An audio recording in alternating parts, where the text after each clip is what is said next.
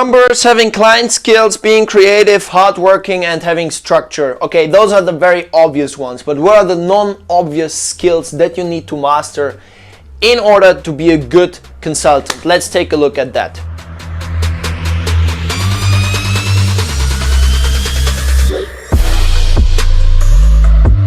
Hello brethren, so right now in China we have a lot of nice projects coming up, a couple of joint ventures that we're forming.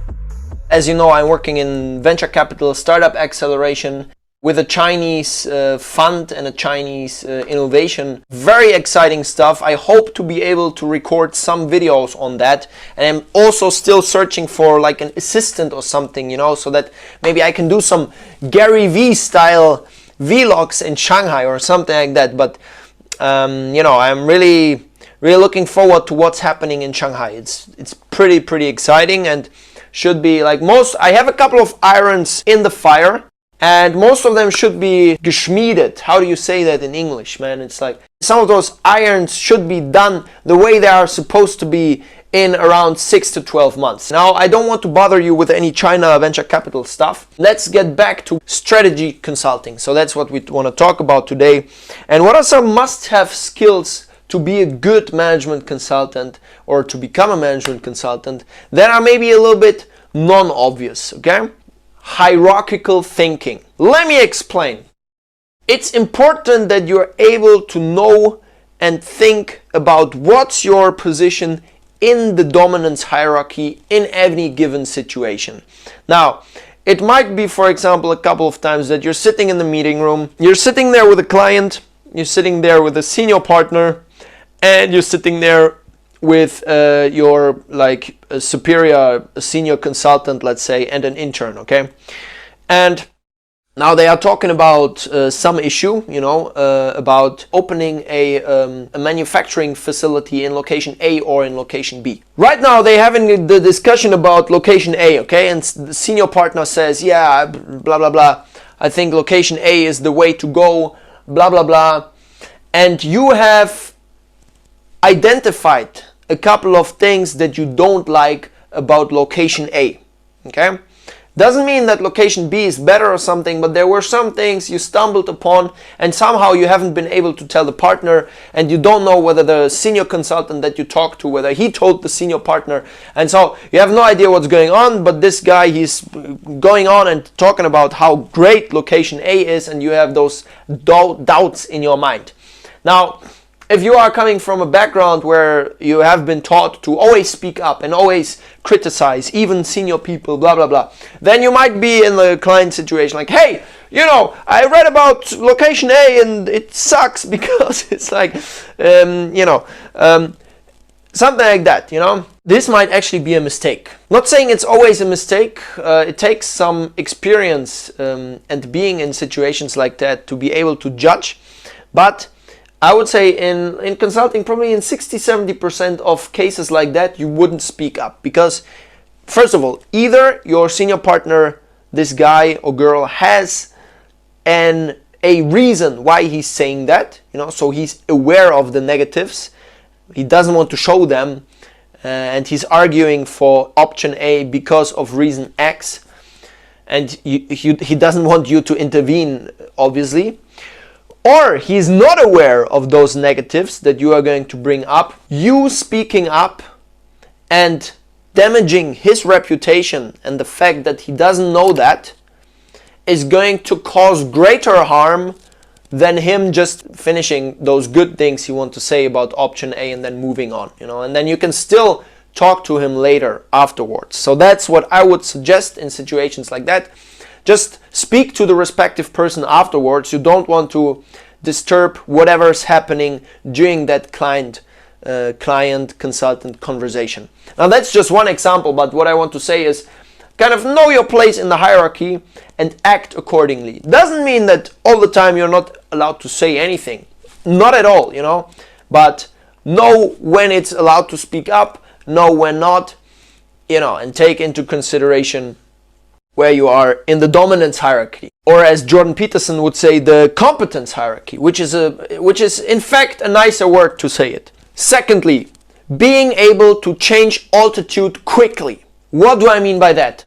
In consulting, you're often looking at different analyses, baby please. So for example, you might look at a holding that has different companies within the holding, and those different companies are selling different SKUs, different products in different categories. Okay, and now someone sends you for one category of one company within the holding, sends you the total list of all the SKUs, of all the stock keeping units in this particular category. Now, might be 10,000 SKUs, you know. Now, obviously, you're totally in the details of it all.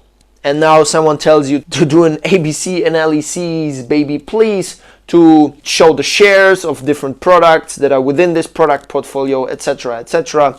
Calculate the Deckungsbeitrag, calculate like the profitability of each product, etc. You're totally in the weeds. In situations like this, it's always difficult to then zoom out again and be like, this small thing that I'm working on has those consequences for the big thing, for the company and for the holding. The best consultants I have come across, and I've talked about with partners at firms like McKinsey, at firms like Roland Berger, at smaller firms, that's a key differentiator between a good and a bad consultant. The good consultant is able to change between this like airplane view and, let's say, deep dive view. And while he's in the weeds, while he's on the ground, you know, doing those Excel analyses, baby, please, he is able to judge what does that actually mean if I zoom out. Or at least the consultant challenges herself to, from time to time, zoom out and be like, okay, that's interesting what I calculated here. It actually means X. So that's one thing I would suggest. Before we continue with the third one, what I suggest you watch one video, The McKinsey Way. You can just like type it in YouTube. You know, we're going to link to it. The McKinsey Way. I have a video online. It's like 30 minutes long, and I deconstruct this book in so much detail. And it's going to give you a lot of the most important things you need to know to be a good consultant. You know, and we're going over some very obvious things like structure, etc., but I'm telling you exactly how to get to that structure, how to be more structured, for example. So that's something I suggest you watch. Now, the third point, being able to swallow your pride. Consulting is not all the time sitting in boardrooms and advising big CEOs on what their next big strategic move should be over the term of the next 5 or 10 years. It's not like that. Oftentimes you're sitting in an office, might be a small office, maybe in the basement even, at the client side, in some distant village, small city, somewhere where you don't want to be. There's maybe not even an AC in this basement and in this room, and you're doing some heavily repetitive task and you hate your life. Obviously, it's hopefully not like that the majority of the time, otherwise you should quit as soon as possible. But it happens that you do tasks that you don't really want to do, or there's things like, hey, can you like call 30 suppliers and pretend that you're someone else and get some information from them, or something like that, you know, like you see many things. And in those situations, if you're someone who is too proud to do tasks like that, you know, or who is going to say, no, I don't want to do something like that, I'm here to do the big strategic analysis,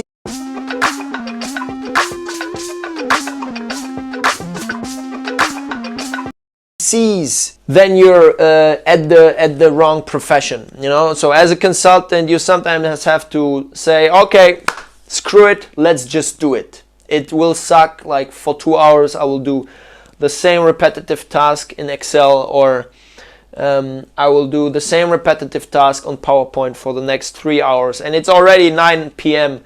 in the evening. But screw it, let's just do it. There's no other way. And if that's not the majority of what you do, then it's actually okay. If you're still on a steep learning curve, you know, and you see yourself progressing and you see you're making that good progress in your learning, then it's all right to do things like that from time to time. But that's why I say good consultant also needs to be able to swallow their pride. Fourth point, and this one is closely related to what I said before, is perseverance. Now this one is probably the most obvious one on this list of non-obvious things, but again, There is going to be times where you work past midnight, where you do all-nighters, where you are going to be called on the weekends, where you're going to be called during your holidays, where you might even need to cancel your holidays. So anything like that might happen. And in situations like that, when you feel like you want to give up and it's like really bothering you and you don't know whether you're able to persevere, just stay there, do your job, and remind yourself why you're doing that. If you don't know why you're doing it, quit. If you know why you're doing it, and you know you're acquiring those specific types of skills that will be helpful for whatever your plan, your master plan, which you need to have, is going to be after that step, then persevere. By the way, you need to have a master plan, okay? So you need to have those next 10 years roughly sketched out. Those next 3 years should be sketched out in more detail. And the next 1 year, there's no discussion about it. There needs to be a pretty detailed plan about what's going on that next year, okay? Keep that in mind. Last one, deviating from the norm. The people who come the furthest, at least from what I observe in the people that I have in my network, are the ones that are able to deviate from the norm. And that's not easy, because in the jungle there is no traffic signs, there's just chaos. So you need to find your own way. So that's why always deviating from the norm is always difficult. You might be fearful, you might not want to go that route, but in the end that's the tough route, and that's also the right route that you need to take in order to be super successful.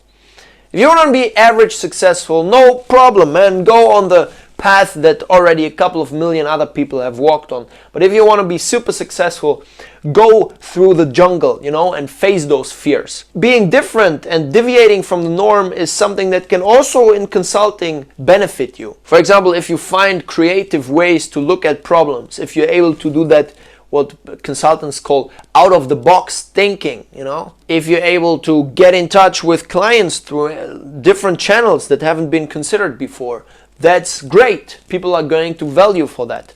Maybe don't do too much of it in your first weeks on the job, but slowly as people start to trust you, they see you can do the basics, then once you master the basics, once you have the fundamentals in place, you're able to deviate. And you must deviate, as I said, to get to the top. Okay, so that's what I would say is the last one. Be able to deviate from the norm, be creative, think outside of the box, go different paths that other people haven't gone before. I hope you enjoy